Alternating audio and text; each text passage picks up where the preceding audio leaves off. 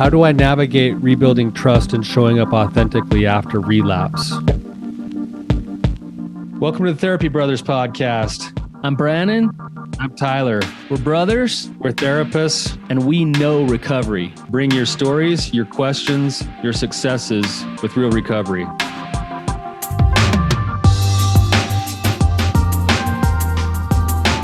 Hey, Tyler, you ready to have some hard conversations? Let's do it. Let the Therapy Brothers podcast begin. Hey, Tyler. Brandon, how's it going, man? I've been better. You know? Yeah. It's kind of like a heavy, low day. I think both of us have some sinus pressure sickness, and I feel like I've been hit by a truck. So, you know us though. We don't take a day of work off. So no, of course not. And I think just on our very last episode, I think you just admitted to like drinking too much cough medicine for the last month. I don't think it was too much actually for the cough I've had. I think it was just about right. But you've just been sick the whole time. I've just been sick. Yeah. Yeah. So yeah, don't worry. I'm not getting an addiction to Robitussin or anything.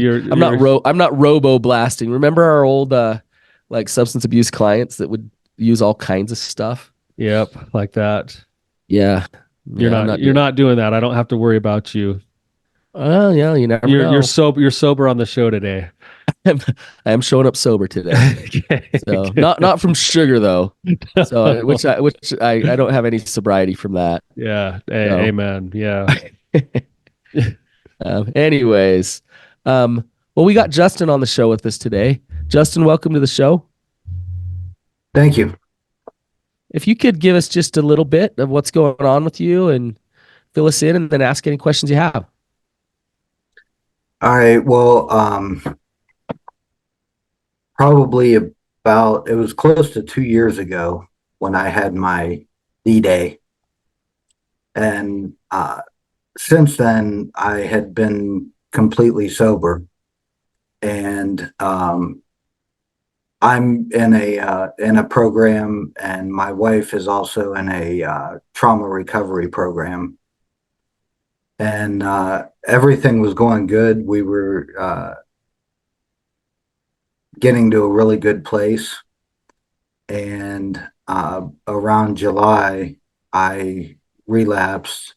I didn't really think it was a relapse at the time, but I realized it was. And I'm really just trying to figure out how to get back.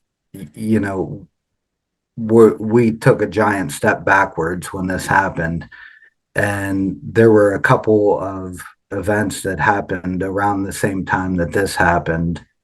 My wife had a major surgery where she almost died. And I don't know if that contributed to this. And I hate to even say that. And I was trying to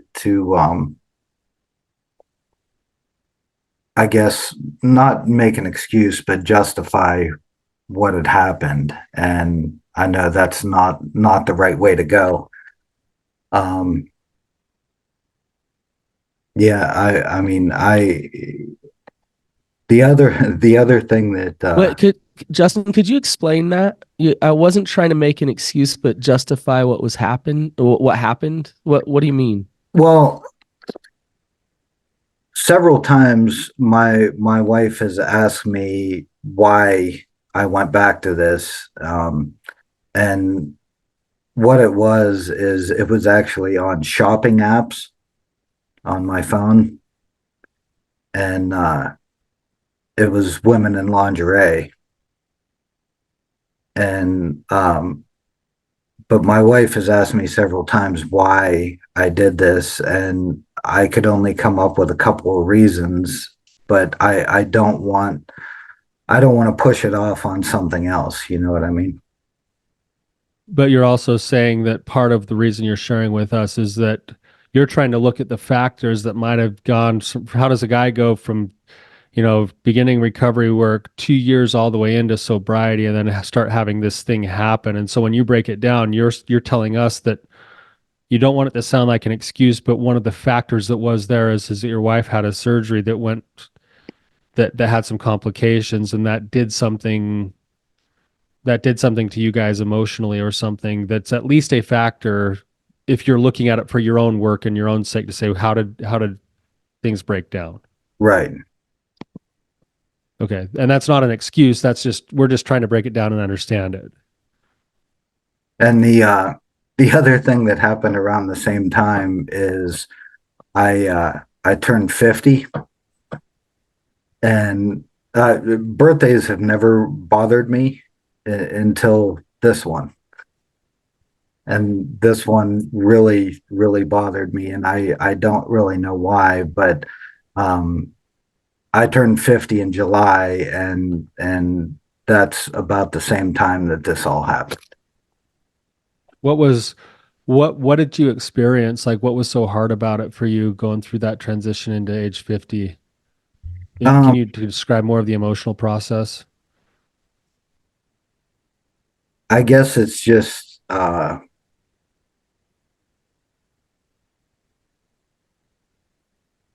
thinking about the fact that my life is probably more than half over.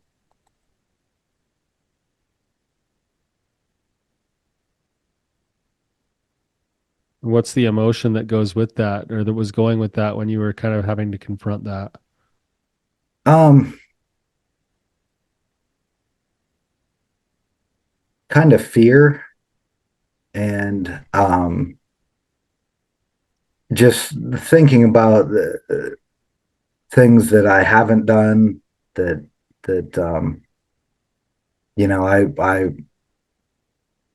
I don't know. So there's fear, anxiety, there's some regrets. Yeah. Yeah. There's also kind of, for a lot of people, yeah, it's good that you made it to 50. I think I had this kind of same experience when I was 30. So, like, it kind of like throws you into these questions with yourself, like, have I accomplished everything I want to? And what am I doing with my life? And what really matters? And, it sounds like you had kind of some of that wrestle inside, and it brought up some fear and anxiety about things that you have or haven't done with your life yet. Right. Mm-hmm. Justin, I want to go in the past just a little bit with you. D-Day was 2 years ago. Was your addiction pretty intense? Yes. Okay. What happened when D-Day happened was I had been on dating sites, hookup sites, and I didn't take it any further than that, but I was on a lot of these hookup sites, and I happened to my son and I went to pick up pizza one night, and I left my laptop sitting with all of these tabs open, and my wife jumped on my computer innocently just to check something that she needed to look at, and found all this. And the other thing that has been really difficult for me is my son, who was 18 at the time, was sitting with her when this happened.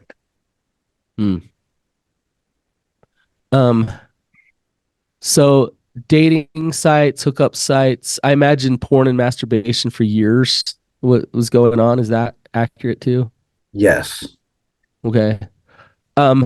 This happened 2 years ago. You've had pretty solid sobriety for 2 years, except for this relapse when you turned 50, and when your wife had surgery. Justin, why are you sober? What's your motivation? My motivation is I want to be a better person, better husband, better father. Okay. And you believe being sober will help you be a better person? Yes. No, I know that sounds like a dumb question. But okay, what it sounds like you've been trying really hard to be sober. How have you done that? What's working for you to be as sober as you have been? Um, I'm in a porn addiction recovery program, and I don't- I I listen to a lot of podcasts. I do journaling every night. I've been trying to do everything I can to keep it that way. Justin, what was at the roots of your addiction? Like what was driving the addiction for so long?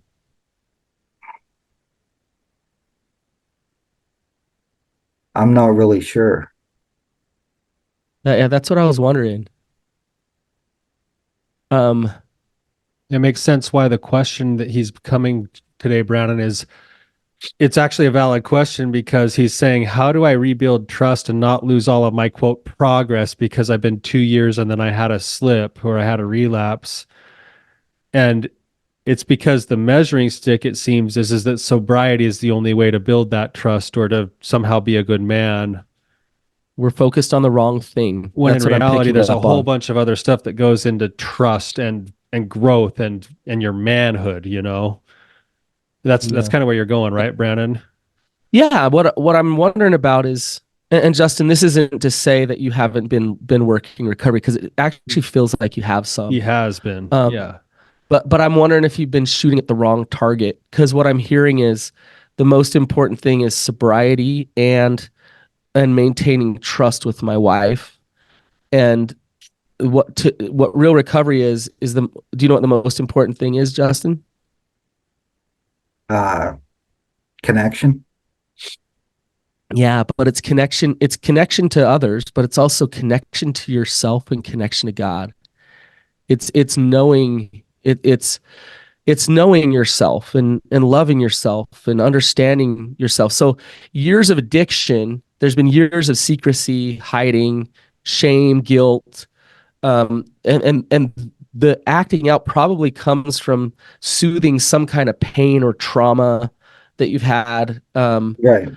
And so the pathway to healing is to actually stop soothing that pain and that trauma, to go into that trauma, feel it, process it, and come out with a new perspective, a new heart. And if you focus on just your relationship or focus on just sobriety, then you get in this model that a lot of people get stuck in. It's normal, but it's okay. I don't feel like I have a ton of worth. I don't feel like I'm enough, but I can prove it. I can get sober enough. I can be a good enough boy for my wife, and then she'll like me, and then I'll prove it that way, and then I'll feel okay about myself. And and so the systems get put in place to do that, which actually perpetuate the problem in some ways versus address the actual problem. Um, do you understand what I'm saying, Justin? Yeah. But I have done I've done a lot of parts work, Okay. and I mean that's been really helpful. Um, and I guess sobriety is an important part to me. Um, but also just figuring out where it all came from and why it happened, and you know. Yeah. I wonder, Justin, like this relapse that we're talking about, it sounds like you fought with yourself for quite a while as to whether or not you'd even classify it as a relapse. Yeah. You were kind of in that like, well, it was, I would wonder why was it so important to you that it not get classified as a relapse? What was that going to mean about Justin if he did or didn't relapse? Well, one thing is that uh, when my wife and I have went through boundaries and things like that, um, relapses was one thing that she just really didn't want to have, Sure, of course. you know. And I think that was a big reason why I was trying to not classify it as a relapse. Was so that you could pacify your wife? Well, so that I could justify it to myself that that's not what happened, which would help me with my wife. Yes. Yeah. Okay, I'm perfect. kind of hearing like there's a gun to his head, and if he admits relapse, then all the consequences come, right? So this is where I think Brannon's comment is tying into my set of questions here is for so many people, Justin, you're not alone in this, and it makes sense why you're now asking the question. I want to build trust with my wife so much so that I have to be so perfect that if I'm not quite perfect, I better lie about it to have her trust me than to just be honest with myself about the fact that I look at this situation, Justin, and I hear the little bits and pieces of what you just said about your journey. And I'm like, this relapse that you had is an opportunity. It's an opportunity for you to have, and you're doing it. I mean, you're here on the show right now. It's an opportunity for you to take those layers of denial that you've lived with and to go, I got to peel those back again. Yeah, if I want to be the kind of man who can continue to grow, I need to have the strength to be able to say, yeah, I let go of some things and I got blindsided and I wasn't quite as vigilant as I'd like to be. And I can be honest with myself about that. Like that's actually more likely to be in the process of building trust long term than to come back and defend your supposed honor on this little tiny like island of sobriety of well, but I didn't quite click this button or I didn't quite go to this point or I didn't go. It's like, no, hey, look, you're right. I still got to be vigilant. I still got to keep working. I got to understand why I got blindsided this time. I can grow into that. Like that's actually strength that then feeds trust in the relationship way more than, well, another day of sobriety. Yeah, I mean, I think one of the issues around this whole thing is um, that when things are going well, I tend to get a little complacent and just not I've never stopped working, but I've gotten comfortable at points where I probably shouldn't have gotten comfortable. That's really normal, I think, too. I mean, well, all of us like to take a rest sometimes when we're tired or when we think so, but then also that's another thing that Justin, you're doing a good job. This is teasing out the way you're looking at your recovery too, which is, oh, I need to arrive somewhere and then I'll just do what I was always doing. And it's like, no, no, no. Recovery is this ongoing process of growth and change and commitment and principle. And so, yeah, I might get tired and want to rest once in a while, but I'm committed to the process. I don't need to get to a certain level of sobriety and then be like, okay, it's all done. Right. It's like, no, I'm a growing person. That's who you're Right. becoming through this process.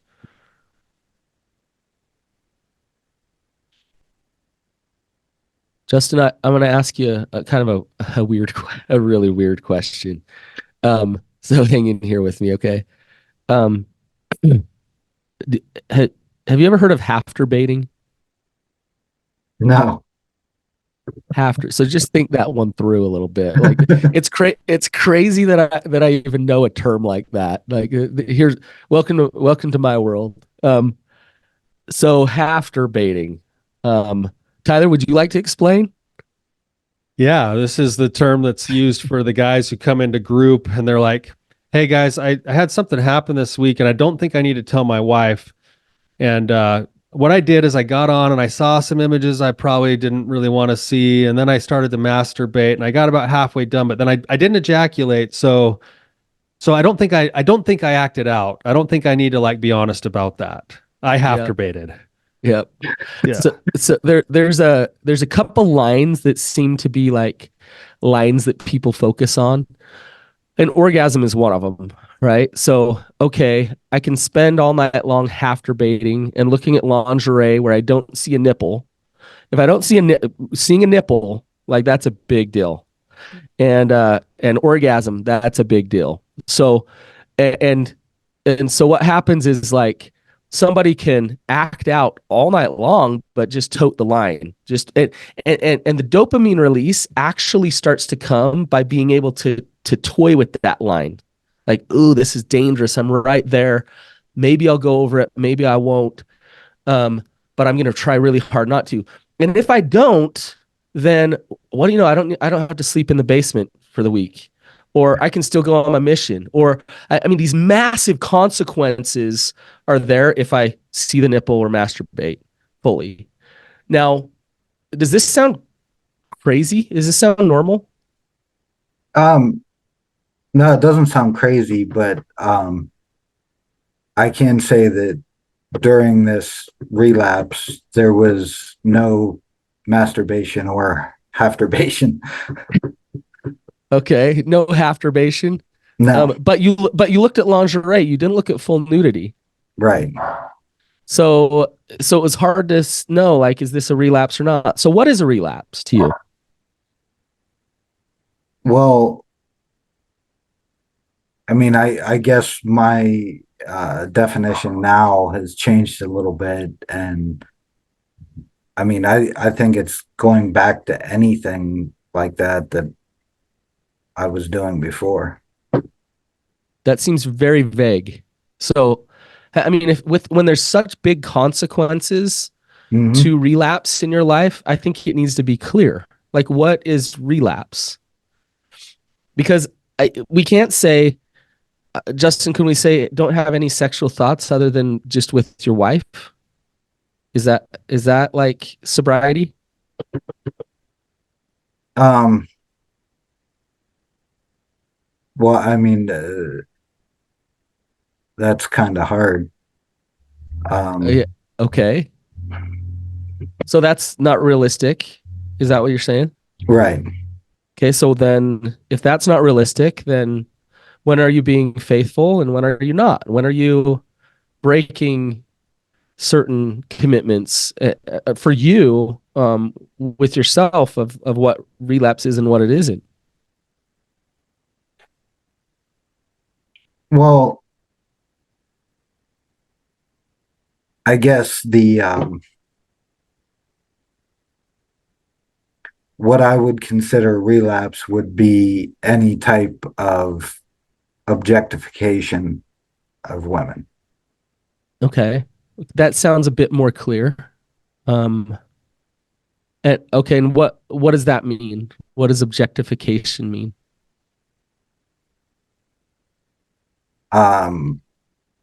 I guess my definition is kind of uh, looking at women for their parts and not for the person. Okay. So if you notice a woman today and you see her body and she's beautiful and you notice that, is that objectifying her? No, Okay. I don't think so. Okay, I but think it's go ahead. I think it's more about um, what you think about, what you feel when you see that. Oh, so where it goes Right. from there. Okay. Um, when Justin, why am I asking you this? Why am I digging in here with you? Do you know? Um, no, not really. Well, it seems like there's a lot at stake. Um, and it seems like with addiction, there's a lot of manipulation, justifying, and denial. And so, how do you know when you're being honest and when you're not? When there's so much at stake, and your sexuality is a part of who you are. So we can't take out your sexuality away and just say, hey, like that's not there. Good. Now you're just sober. So how do you live a life where you embrace your sexuality and who you are, but stay sober and stay in a place where you can build trust with your wife? And if it's unclear about that, yet it's such a big deal, can you see how that's a problem? Yeah. So I'm just trying to flush that out a little bit. Okay. It seems, Brandon, like with what you were describing, and I hope our listeners can hear this too as you're talking, that I'm having this go through my mind. If you find yourself, anyone listening, if you find yourself in the game of having to split hairs on whether or not you're being sober or not to justify a certain behavior, you've already lost. Yeah. Like it's the energy with which you're approaching your life that is going to either help facilitate a wholehearted recovery and trust building or not. So if we're trying to establish trust by splitting the hairs on, well, I did, yeah, the whole like it was just lingerie, so it wasn't actually porn. The fact that I had to have that discussion in my brain tells me that I'm already gearing myself the wrong direction. And instead of saying, yeah, like I still got some work to do here. Or what's going on inside of me? Yeah, like what's happening for me right now? Yeah, I after-baited all night and looked at lingerie for the fact hours. that I need to protect myself and justify my behaviors takes me away from the actual gift of the work that I could do to go, what's going on right now for me? Why do I even feel like I need to like justify this? Oh, that's a discussion now about who am I? Who do I want to be? What am I doing this for? What do I need to do in terms of the relationship with my partner about, discussion and boundaries and all of that stuff? It opens the door to the process of the work rather than closing the door in order to justify being a good boy. Right. Okay. Does that make sense, Justin? It does. Tyler, I want to ask you this, and I want Justin to hear this. I've worked couples in the past where was bumping along, and she accused him of relapsing. You lusted after that girl at work. That's a relapse, and he's like, no, I didn't. Does she determine he relapsed or not? Does she determine for him whether he relapsed or not? Yeah. No, not necessarily. I mean, at the end of the day, he's got to be the guy to look himself in the mirror and be honest with himself. Yeah, and that's way more important than and than what she thinks. So here's the thing, and I don't want this to be heard wrong. Her pain is very important. Her fear and her like freaking out over whether she's safe or not in that relationship is very important. It's valid. Right? But she'll feel safer in a relationship with a man who is working on his own integrity, his own alignment with God, and his own truths, and can show up honestly. So if she comes along and says, you relapsed, and he says, oh, I'm so sorry, I did, I guess, because you think I did, then he's showing up dishonest to her because he's showing up compliant. And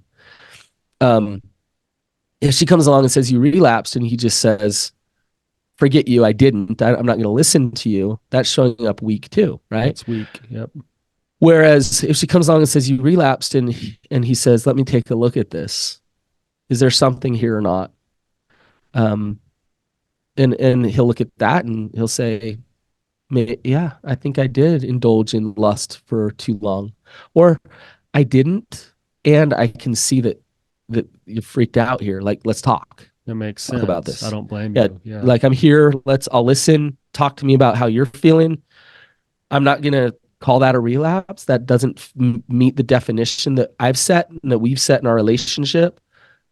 And I can still tell that there's a trigger here and it's important. Right.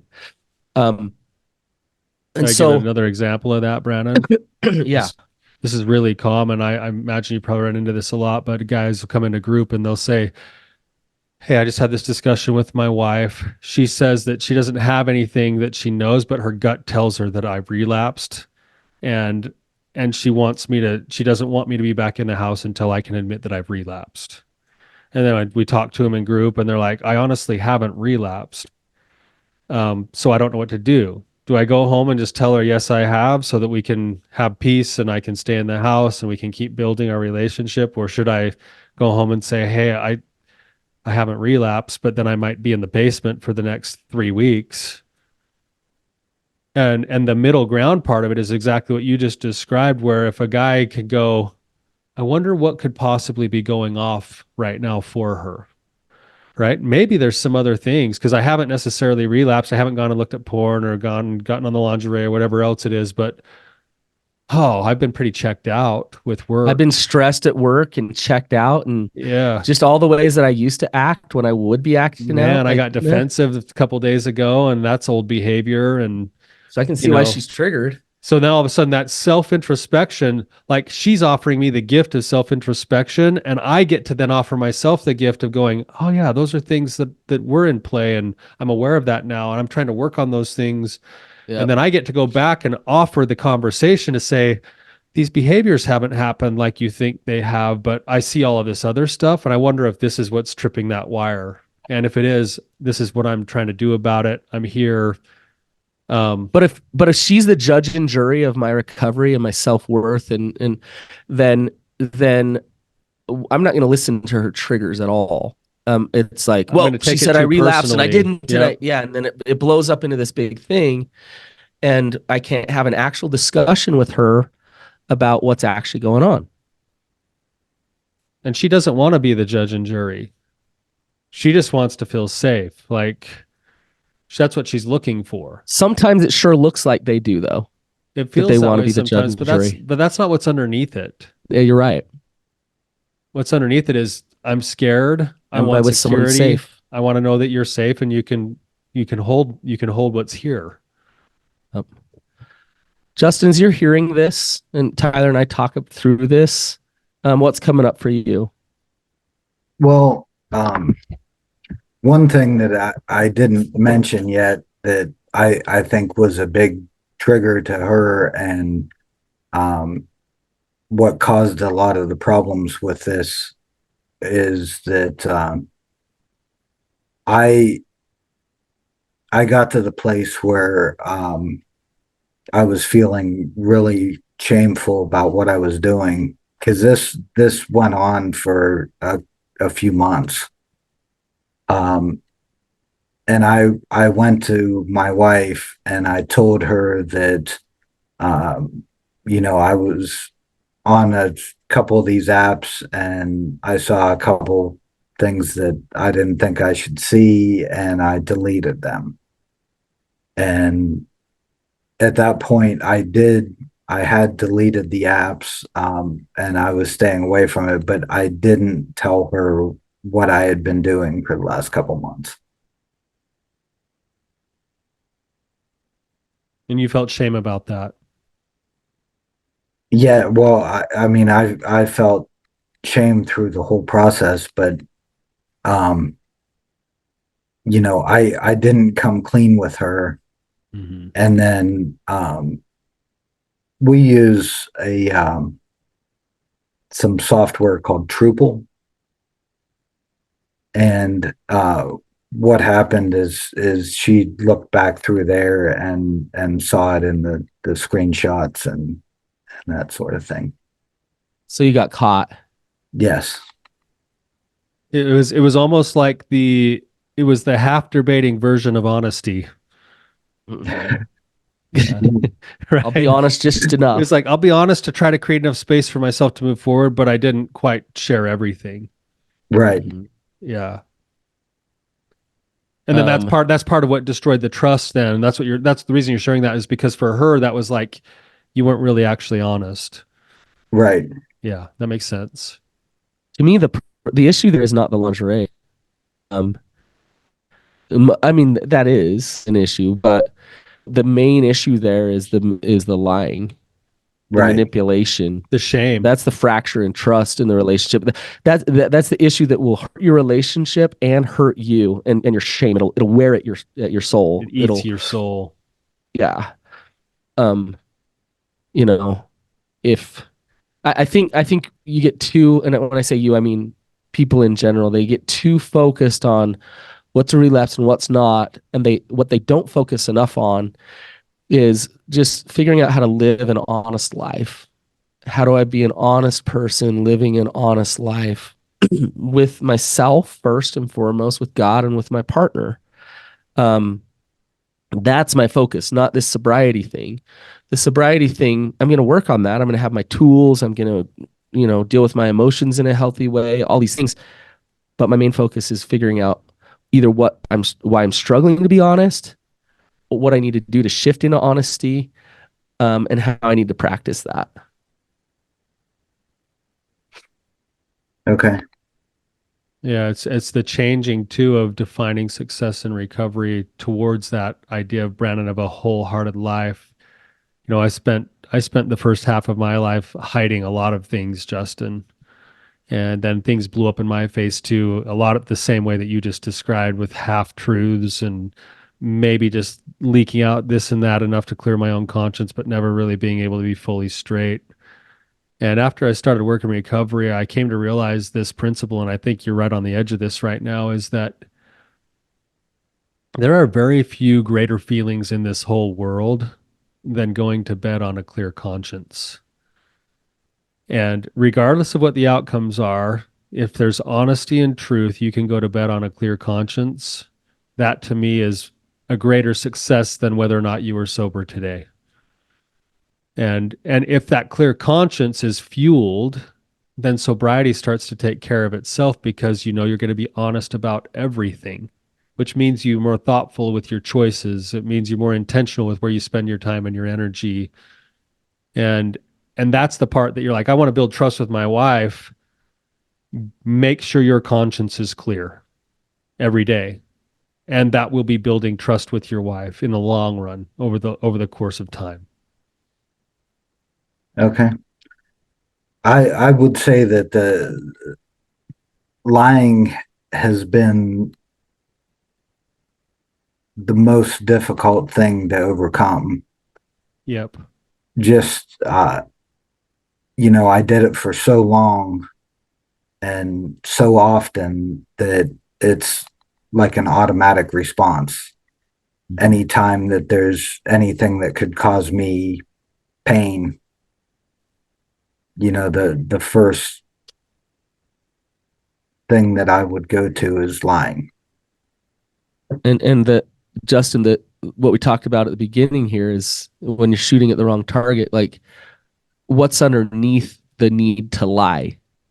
What's underneath the need to manipulate and hide from the truth of what you did or who you are? Avoiding pain, avoiding shame. Yeah. Well, I guess not shame, because I feel that anyway, but I would say it's that avoiding pain and avoiding hard discussions. Listen to what you just said. It's not shame because it's there anyways. It's like it's always there in the background. It's underneath all of it is this feeling of, like, speak your shame just a little bit, Justin. It's this feeling of what? I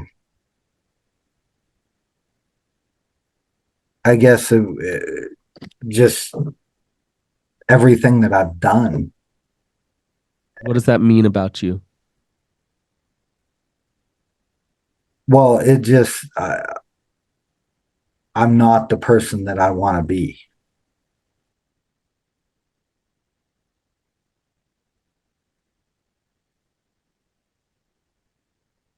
And because of the things that you've done, you're not the person you want to be. Therefore, what? I think that's where the shame comes from. I'm not the person I want to be. Therefore, I'm broken. I'm unlovable. I'm unworthy, I'm not okay, unless I'm that person that I need to be. Is that Right. it? Right. That's very accurate. Yep. And so it's this catch 22 of I need to be that person that I'm supposed to be in order to be lovable, and that sets up that gun to your head. That sets up that fear-based sobriety that we call recovery. Versus, guess what, Justin? You are that person right now that you want to be. It's all. How can I say that? I don't know.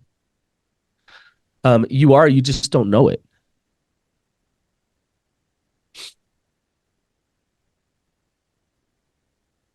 Your good, your goodness, your worth, all that is there. You just It's don't know already it. hardwired into you. It doesn't matter what you do today, you're still completely lovable and valuable.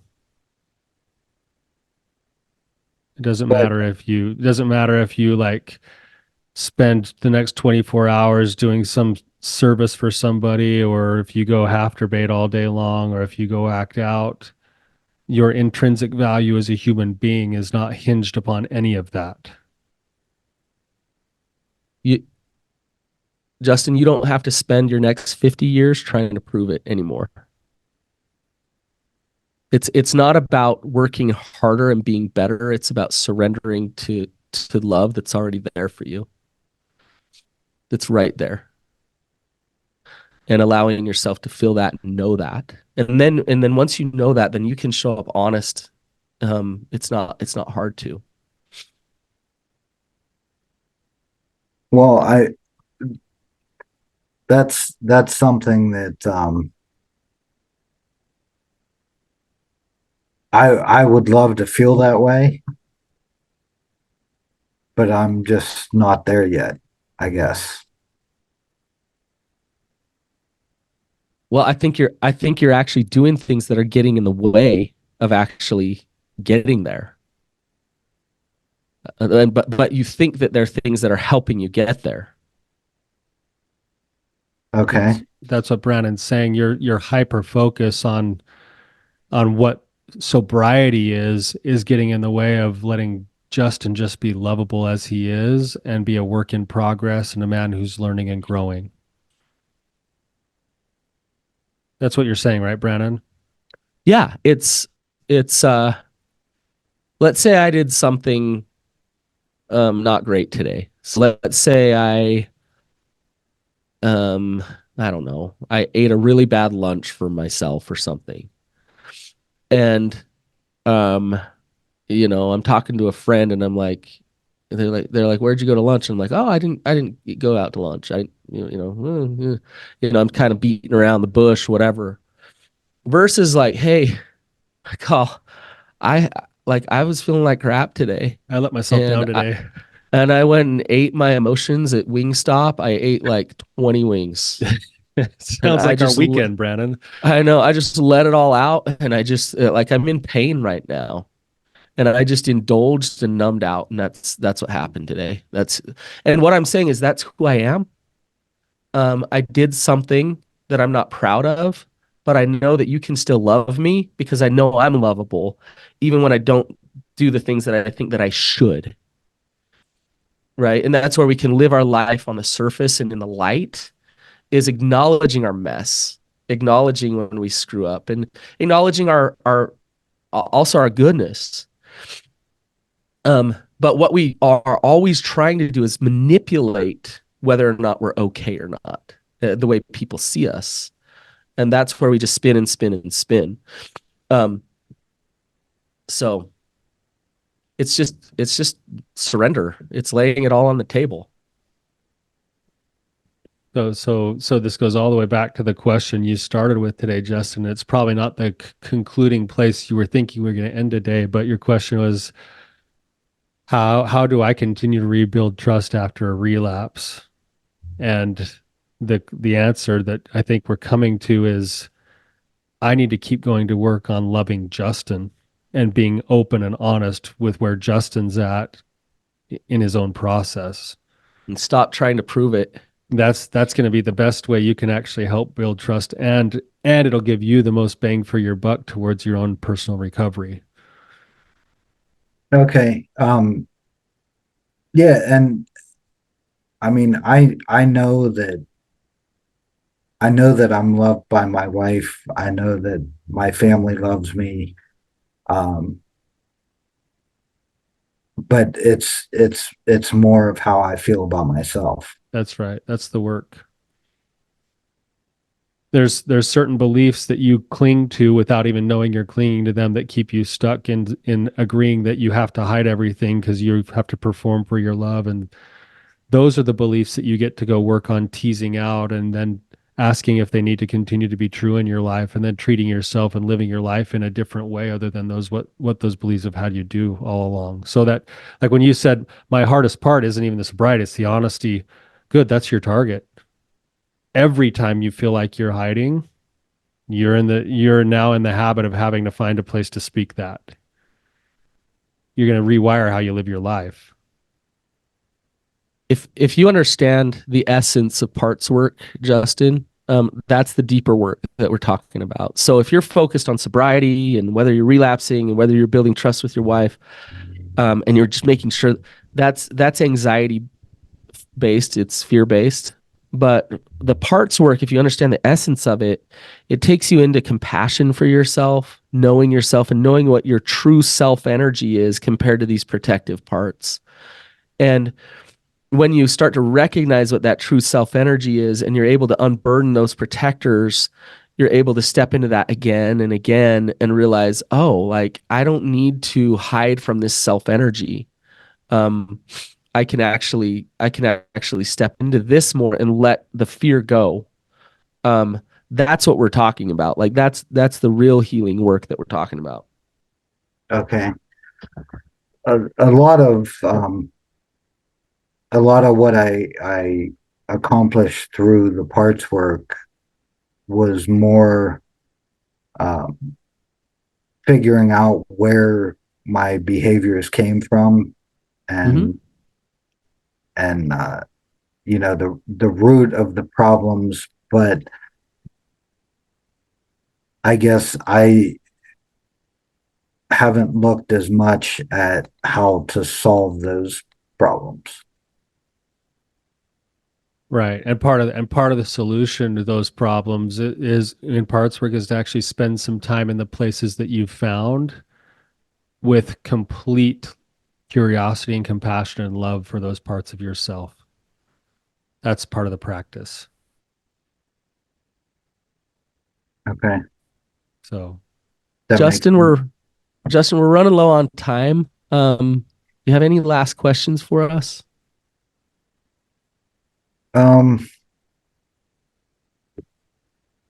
Not really. I mean, I think this was helpful.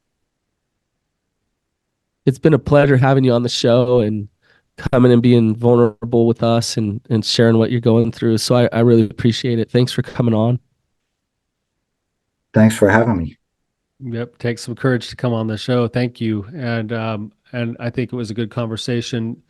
Hopefully you'll be able to listen to this again and maybe glean some of the things once or twice more over, because I think you hit on something that's going to be really important for your own personal recovery. Yeah. And towards healing your marriage, actually. I really think that. So thank you. All right, you guys. All right, thank you guys. Go ahead, Tyler. Sorry if we had a little delay there. Thank you guys for being here listening. Thanks to, as always, to our guests who come on with courage to share themselves. And for those of you here listening, thank you for supporting us and being a part of our journey. And until we talk to you guys next time, keep on keeping on. See ya.